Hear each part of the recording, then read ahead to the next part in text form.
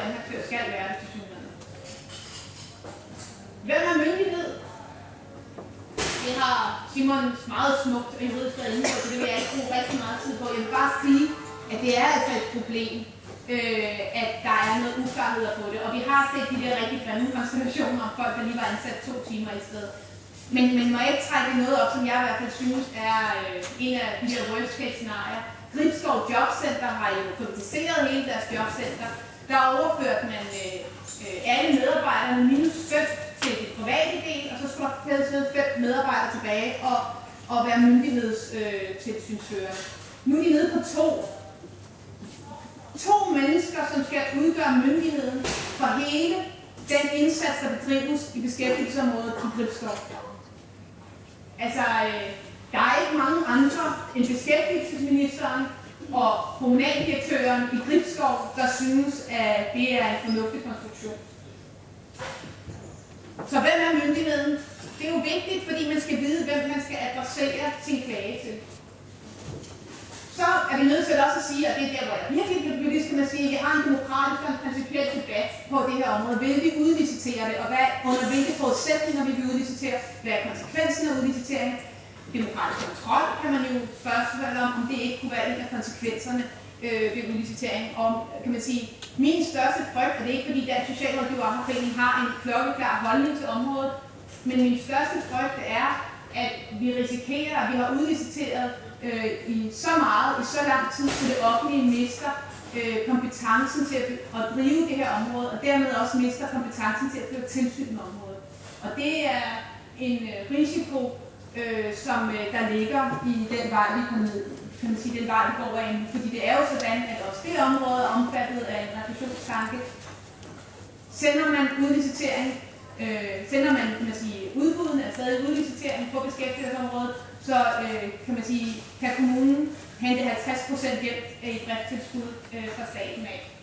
Så der er et økonomisk incitament til at udlicitere. Og vi kan også se historisk, at for den gang, hvor man har åbnet op for udlicitering og har sendt driftstilskud efter udlicitering, eller statsrefusion, så stiger det altså udliciteringen i de perioder, hvor staten har valgt at gøre det, og det falder, når man fjerner driftstilskud og høj statsrefusion på området igen.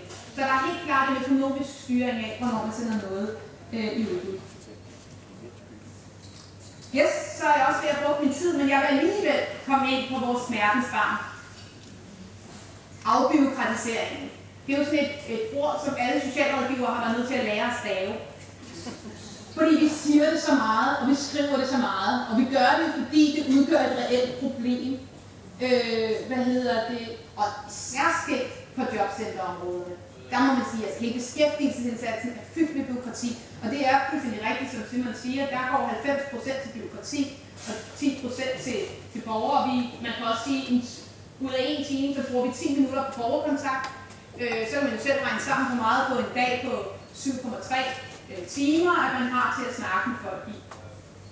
Men hvis jeg lige startede op fra, den her lov øger bureaukratiet, og dermed altså stjæler for den time, vi har til borgerne. Den øger bureaukratiet. Det gør det, kan man sige, blandt andet på grund af det fokus, der ligger på rettidighed. Og nu ved jeg godt, at jeg taler næsten for døve ører, fordi hver gang jeg er sammen med LO, så siger rettidighed, rettidighed, rettidighed. Rettidighed, vil jeg godt få lov til at sige, er altså ikke en dyd i sig selv. Det er det ikke. Ikke fra hvor vi står i hvert fald. Vi vil godt lov til at sige, at vi synes, det er tåbeligt, når det er, at vi skal indkalde borgere en onsdag, når vi ved, at vi venter speciallægeerklæringen tirsdagen efter. Det er snart dumt. Det spilder vores tid, og det spilder ikke borgerens tid. Det er et problem, og derfor skal jeg godt opfordre alle jer fra LO specifikt til at nuancere denne her debat omkring rettidighed. Fordi fokus ligger meget stærkt på det. Vi synes, det er rigtig fornuftigt med en kontinuitet og en sikring af, at der er kontakt mellem borgere og socialrådgiver, kommune, hvem det nu er. Men det skal ikke være, kan man sige, ud fra et lige ved sin hjernedødt, men ikke ud fra i hvert fald et så tåbeligt begreb som at uagtet, om det giver mening eller ej, så skal det løse. Nå. Vi ved, at brugen af anden aktør øger bureaukratiet, og det gør den jo fordi, at man skal oversende sagen til en myndighedsudøvende kommune, og så skal de underskrive. Og det foregår altså, det lyder meget smidt, så sender vi bare en mail, og så er det gjort. Sådan er det altså ikke praktisk, vil jeg godt lov til at sige. Det foregår jo rigtig mange steder sådan, at over i anden aktør, så laver de en indstilling, så skal de lave os brevet til borgeren, som kommunen så skal sende ud til borgeren. Det oversender de så til socialrådgiveren, eller som det jo i høj grad er på og os, der sidder på området, så skal de vurdere indstillingen, og afhængig af, om de reelt har en myndighed, fordi de har tid til at lave det, eller de ikke har, så gummistempler de så det. Så sender de det tilbage til anden aktør til orientering, som så sender tilbage til kommunen, som så kan sende det brev, anden aktør har sendt ud til borgeren. Bare underskrevet med kommunens stemme. Så vi skal altså nogle gange frem og tilbage, og det er jo ikke kun noget, der sker i det tilfælde, hvor at vi skal lukke en økonomi, men det sker jo også i rigtig mange andre tidspunkter i løbet af sagen, at den går frem og tilbage mellem de to instanser. Så det øger bureaukratiet. Det synes vi er et alvorligt problem, og vi har appelleret utallige gange til beskæftigelsesministeren, uagtet om det har været Claus eller Inger, at det er et problem i sig selv, og de har jo lovet og sværget og korset for sig, at nu satte de en afbureaukratisering i gang på området. Vi venter stadig spændt. Ja. Hele intentionen bag lovgivningen, den er problematisk, og den smitter altså af på hele lovgivningen.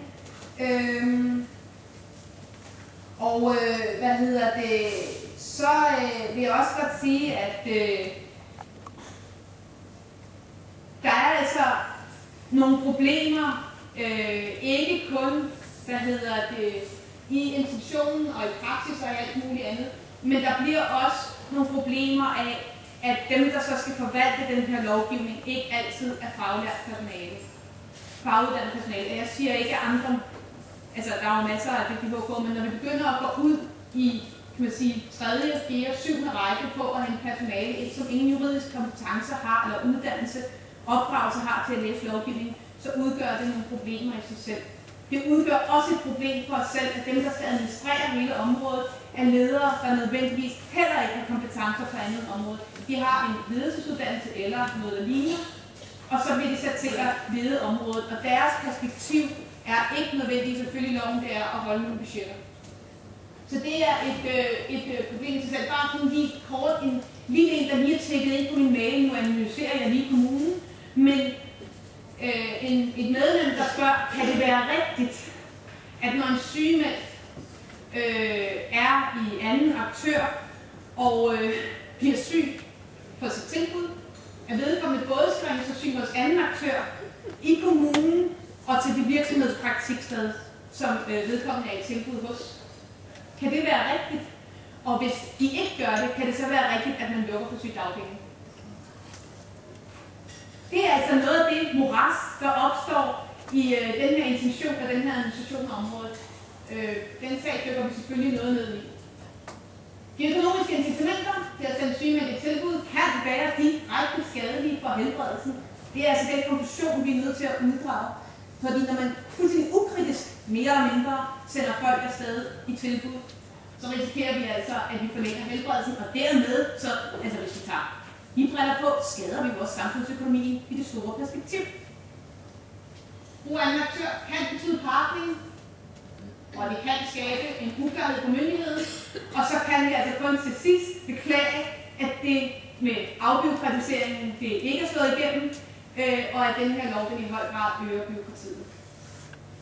Yes, så vil jeg ikke sige mere, fordi jeg Torben står op, og min tid er gået. Men han står med en mic, kan jeg se, så hvis der er nogle forståelsesspørgsmål, så er det bare op med lappen. Niks.